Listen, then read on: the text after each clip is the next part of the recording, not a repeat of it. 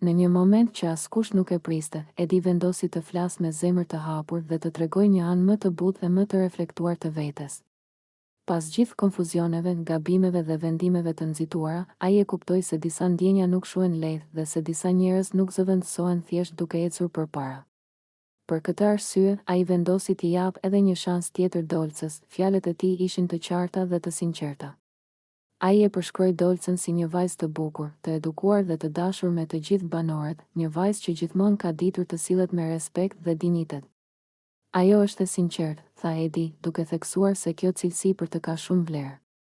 Nuk ishte thjesht pamja apo qetësia e saj ajo që e kishte bërë të ndalonte dhe të mendonte, por karakteri dhe mënyra si ajo kishte qëndruar gjithmonë e vërtet me veten. Mua më pëlqen akoma, e pranoi ai pa hezitim. Ishte një rrëfim i thjeshtë, por i fortë, që tregonte se ndjenjat e tij për Dolcën nuk kishin vdekur kurrë plotësisht. Përkundrazi, ato kishin qenë aty, të heshtura, duke pritur momentin e duhur për t'u pranuar. Ai shtoi se beson se çdo njeri mund të gabojë pa dashje, sidomos kur ndodhet në presion, emocione të forta dhe vendime të vështira. Edi pranoi edhe pjesën e tij të fajit.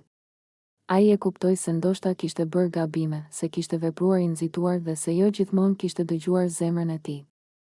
Më bie mendja që kam bërë gabim, tha ai, duke treguar pjekuri dhe reflektim. Nuk ishte e lehtë për të ta pranonte këtë, por e ndjeu se ishte e nevojshme për të qenë i drejtë, si me veten, ashtu edhe me Dolcën. Fjala që preku më shumë ishte ajo e fundit: për mua, dera mbetet e hapur. Nuk ishte një premtim i madh, as një deklaratë dramatike, por një ftesë e qetë për një mundësi të re. Një derë e hapur për dialog, për mirëkuptim dhe ndoshta për një fillim ndryshe, më të pjekur dhe më të sinqert. Ky qëndrim i Edit tregoi se, pavarësisht gabimeve dhe lëkundjeve, ai është i gatshëm të reflektojë dhe të më